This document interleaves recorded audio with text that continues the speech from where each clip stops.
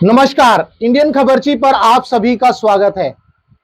आज की इस वीडियो में मैं आपके सामने ये बताऊंगा कि अगर आपके पास क्रेडिट कार्ड है और आप उस क्रेडिट कार्ड से कोई भी शॉपिंग करते हैं, कोई खरीदारी करते हैं, तो आपको सावधान हो जाने की जरूरत है।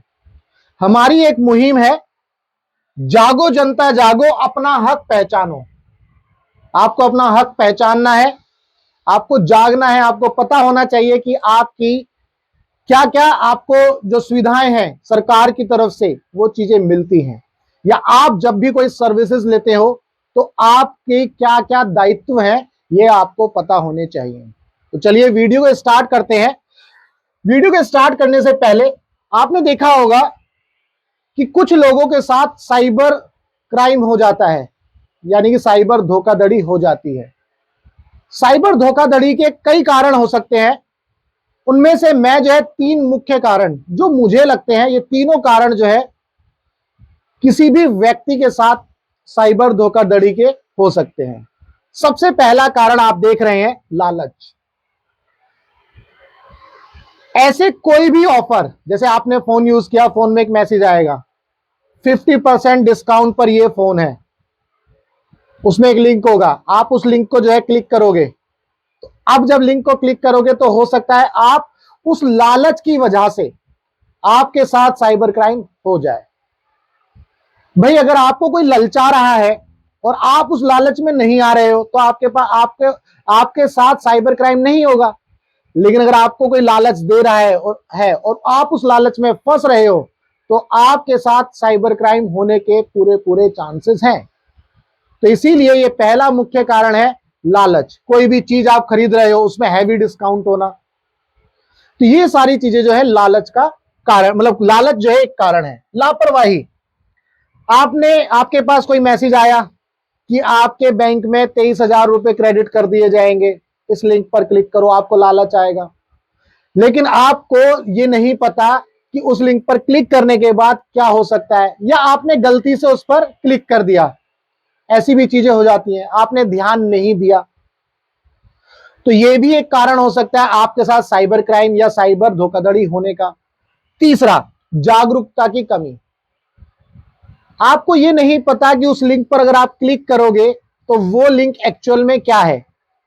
अगर आपके साथ साइबर क्राइम हो रहा है तो जैसे ही आपने क्लिक किया तो आप उसमें पहले पता लगा लो कि क्या ये लिंक जो है सही है या गलत है, क्या ये जेन्युइन वेबसाइट पर जा रहा है या नहीं। तो अगर आपके अंदर जागरूकता की कमी है तो आप जो है गलती से जो है उस पर क्लिक करोगे और आपके साथ साइबर क्राइम होने के चांसेस हैं। तो इसीलिए आज की इस वीडियो को देखना बहुत जरूरी है। मैं आपको एक इंसिडेंस बताऊंगा जिसमें एक व्यक्ति के साथ इस तरह का इंसिडेंस होता है। वहां पर ये तीनों कारण आपको दिखेंगे, लालच, जागरूकता की कमी और लापरवाही। तो चलिए समझने की कोशिश करते हैं। एक व्यक्ति है जिसके साथ ये धोखाधड़ी हुई। 27/6/2023 को रात को 10 बजे उस व्यक्ति के फोन पर गूगल क्रोम से एक मैसेज आता है। उस मैसेज में एक लिंक होता है और वो लिंक जो है डी मार्ट के नाम पर लिंक होता है। व्यक्ति जो है देखता है कि भाई डी मार्ट के नाम पर लिंक है। अब डी मार्ट तो आपको पता है ग्रोसरी देता है, आटा दाल चावल ये सारी चीजें जो है जरूरत की सामान देता है। अब उसने क्या किया, उस व्यक्ति ने लिंक पर क्लिक किया। लिंक पर क्लिक करने के बाद उसने देखा अरे उसमें तो भारी डिस्काउंट है, हैवी डिस्काउंट है। हैवी डिस्काउंट होने की वजह से उसने जो है आइटम्स को सिलेक्ट करना शुरू किया। आइटम को सिलेक्ट किया और उसने कार्ट में डालना शुरू किया। कार्ट में डालने के बाद उस व्यक्ति ने जो है सारे आइटम को सिलेक्ट करने के बाद पेमेंट पर गया। पेमेंट पर जाने के बाद उसने देखा कैश ऑन डिलीवरी का ऑप्शन है, बट क्रेडिट कार्ड की डिटेल डालनी है। उस व्यक्ति ने अपने क्रेडिट कार्ड की डिटेल वहां पर फिल कर दी।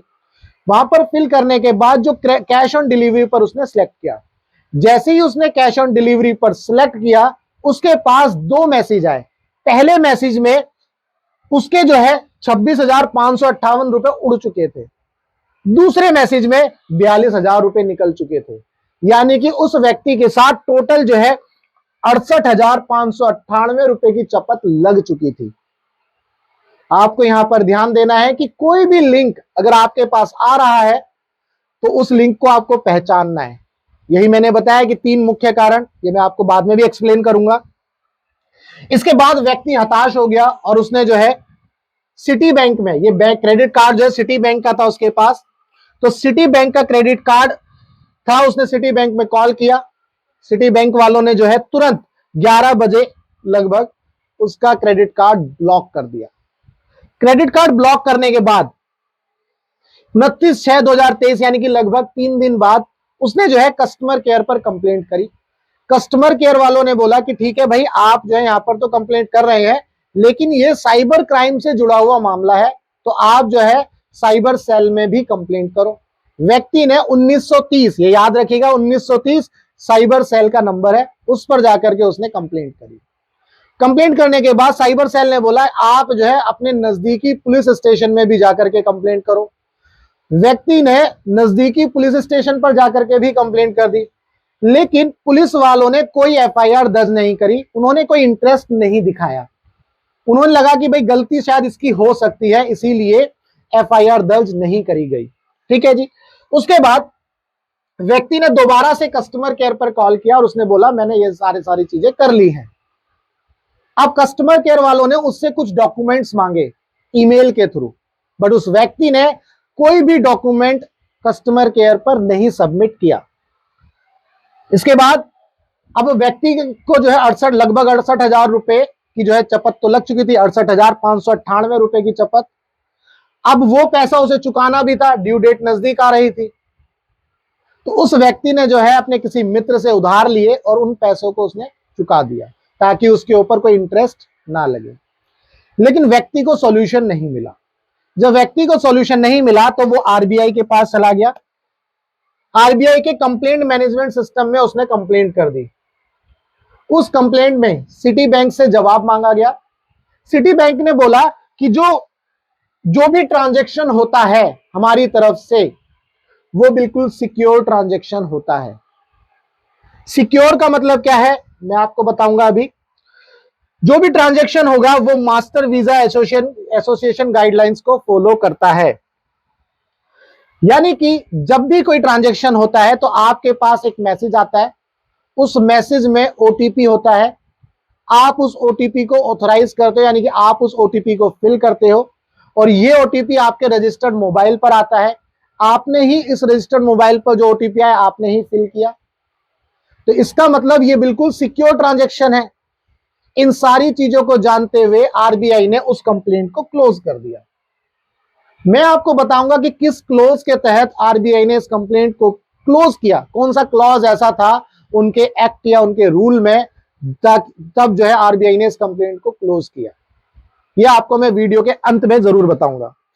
इसके बाद व्यक्ति जो है परेशान, कहीं पर भी कोई सोल्यूशन नहीं मिला क्योंकि उसे 68,598 रुपए की जो है चपत लग चुकी थी। व्यक्ति जो है डिस्ट्रिक्ट कमीशन में चला गया, उपभोक्ता केंद्र, वहां पर जाकर के उसने कंप्लेंट करी और उसने बोला कि भाई मेरा जितना नुकसान हुआ है 68,598 रुपए का, वो पूरा का पूरा पैसा मुझे मिले। उसके बाद व्यक्ति ने बोला मुझे 2 लाख रुपए कंपनसेशन मिले, जो मेरा मेंटल हरासमेंट हुआ है, जो कि नहीं हुआ था। उसे ऐसा लग रहा था उसे मेंटल हरासमेंट हुआ है, उसे इधर से उधर दौड़ाया जा रहा है, कभी पुलिस वालों ने इधर दौड़ा दिया, कभी कस्टमर केयर वालों ने इधर दौड़ा दिया, तो उसका मेंटल हरासमेंट के वजह से उसको 2 लाख रुपए दिए जाए। उसके बाद वो कुछ कैश भी मांग रहा था, अवार्ड मांग रहा था 20,000 रुपए का। तो ये जो है डिस्ट्रिक्ट कमीशन में उसने जो केस फाइल किया उसमें उसकी ये जो है प्रेयर थी, उसने ये प्रार्थना करी कि मुझे ये सारी चीजें मिले। इसके बाद डिस्ट्रिक्ट कमीशन में जो है सिटी बैंक को बुलाया गया और सिटी बैंक ने रिप्लाई किया। सिटी बैंक ने क्या क्या रिप्लाई किया ये आपके लिए जानना बहुत जरूरी है अगर आप क्रेडिट कार्ड यूज करते हैं, तो इसलिए वीडियो को पूरा देखना है। तो चलिए क्या बोला क्रेडिट कार्ड, सिटी बैंक ने बोला कि जब हम किसी को क्रेडिट कार्ड देते हैं तो हम क्रेडिट कार्ड को यूज करने वाली सारी टर्म्स एंड कंडीशन बताते हैं। जब हम क्रेडिट कार्ड किसी को हार्ड कॉपी में इश्यू करते हैं, यानी कि किसी के घर पर डिलीवर करते हैं, तो हार्ड कॉपी में भी ये टर्म्स एंड कंडीशन हम इश्यू करते हैं। इसके बाद जब व्यक्ति ने हमें कंप्लेंट करी कि मेरे क्रेडिट कार्ड से कुछ अनऑथराइज्ड ट्रांजैक्शन हो गया है, तो हमने जो है तुरंत क्रेडिट कार्ड को ब्लॉक कर दिया। इसके बाद जो भी ट्रांजैक्शन हुआ है, जो भी अनऑथराइज्ड ट्रांजैक्शन हुआ है, वो क्रेडिट कार्ड की क्रेडेंशियल्स फिल करने के बाद हुआ है। ये जो है यहां पर लाइन पर है हम, तो ये जो क्रेडेंशियल्स फिल करे तो व्यक्ति ने खुद करे थे। ऑथोराइज ट्रांजैक्शन हुआ क्योंकि आपके पास 2 ओटीपी है और आपने उन दोनों ओटीपी को ऑथोराइज किया। तो ये व्यक्ति ने ऑथोराइज किया था क्योंकि ओटीपी जो है रजिस्टर्ड मोबाइल पर आता है, तो आपका जो मोबाइल नंबर है उसी पर ओटीपी आया होगा।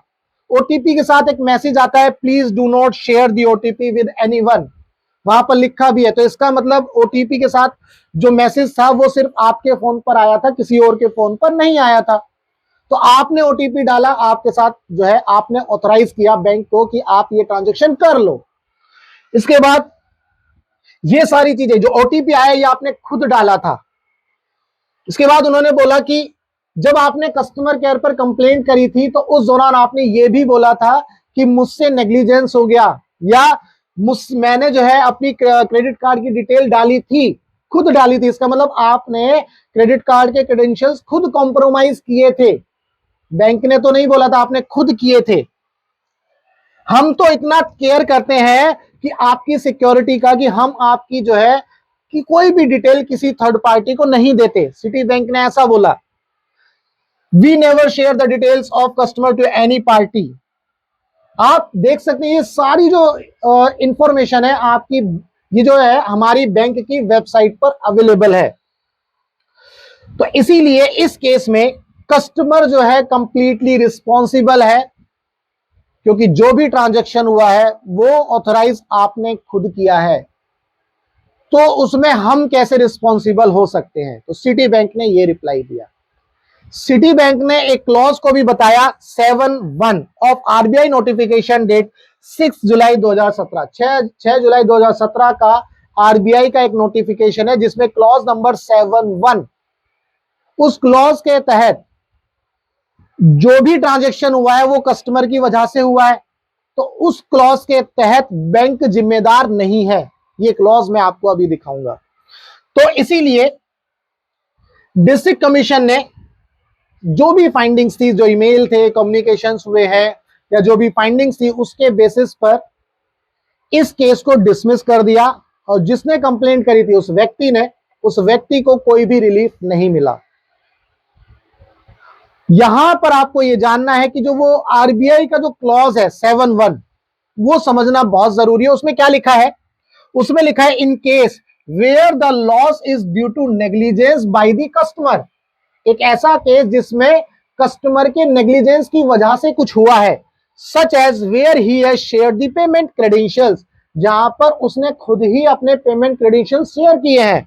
The customer will bear the entire loss, customer को ही सारा का सारा लॉस खुद ही सहन करना होगा, until he reports the unauthorised transaction to the bank, जब तक वो अनऑथराइज्ड ट्रांजैक्शन बैंक को रिपोर्ट ना करे।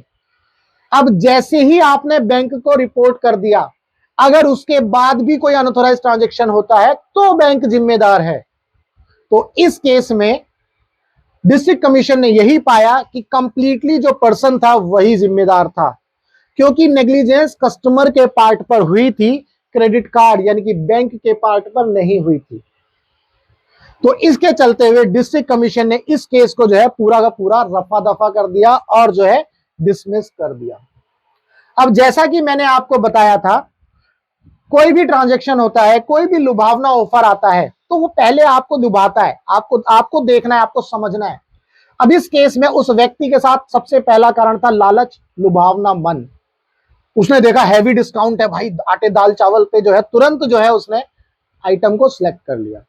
लालच, ठीक है। जागरूकता की कमी, वो जागरूकता की कमी ये थी कि उसने ये ध्यान ही नहीं दिया कि जो भी लिंक आया डीमार्ट के नाम पर, क्या मैं उसको चेक कर लूं, क्या वो एक्चुअल में डीमार्ट के नाम पर है। ऐसे ही आपने देखा होगा कई बार आपके पास वेबसाइट पर या फोन में मैसेज आता है, 100 रुपए के बोट के ईयरपोड है ना, हेडफोन दे देंगे 200 रुपए के, 100 रुपए के, तो आप उस लिंक पर क्लिक कर देंगे। तो आपको वो चेक करना है कि क्या वो एक्चुअल में लिंक जो है वो बोट की ऑफिशियल वेबसाइट का है, क्योंकि जो हैकर्स होते हैं या जो साइबर क्राइम करते हैं वो लोग उसका एक मिरर वेबसाइट बना लेते हैं या मिरर ऐप बना लेते हैं, कोई मिरर इमेज बना लेते हैं जिसमें आप फंस जाते हैं। तो इसीलिए यहां पर उसको जागरूकता की कमी थी। दूसरा, लापरवाही, उसने लापरवाही दिखाई, ध्यान नहीं दिया कि कौन सा मैसेज कहां से आ रहा है, कौन सा लिंक कहां से आ रहा है। तो ये तीनों जो मुख्य कारण जो मैंने आपको बताया, उस व्यक्ति के साथ धोखाधड़ी हुई। ये केस जो है हैदराबाद के एक व्यक्ति का है, जिसमें उसको 68,598 रुपए की चपत लगी। इस केस के जरिए मैं आपको ये बताना चाह रहा हूं कि अगर आपके पास क्रेडिट कार्ड है तो आपको जागने की जरूरत है। जब आप उसको यूज करें तो आपको उसको कैसे यूज करना है ये आपको पता होना चाहिए। ऐसे ही अपनी कोई भी डिटेल कहीं पर भी फिल नहीं करनी चाहिए। तो इसलिए हमारी मुहिम है, जागो जनता जागो, अपना हक पहचानो। तो यही, इसी मुद्दे को मैं यहां पर क्लोज करता हूं। अगर वीडियो अच्छी लगी हो तो वीडियो को लाइक करना, अपने दोस्तों के साथ शेयर करना, उन लोगों के साथ जरूर शेयर करना जिनके साथ एक बार साइबर क्राइम जरूर हुआ हो। वैसे तो कई बार ऐसा होता है जिनके साथ एक बार साइबर क्राइम हो जाता है, फ्रॉड हो जाता है, तो दोबारा सचेत हो जाते हैं। लेकिन कई बार व्यक्ति ऐसे होते हैं जिनके साथ 2-3 बार भी ऐसे केस हो चुके हैं। बड़ी बड़ी हस्तियों के साथ भी ऐसे केस हुए हैं, आप न्यूज में देखते हो। तो उम्मीद करता हूं आपको ये वीडियो अच्छी लगी होगी। तो वीडियो को लाइक करना, शेयर करना। मिलेंगे हम अपनी ऐसी ही वीडियो में, तब तक के लिए good bye, tata, take care, जय हिंद।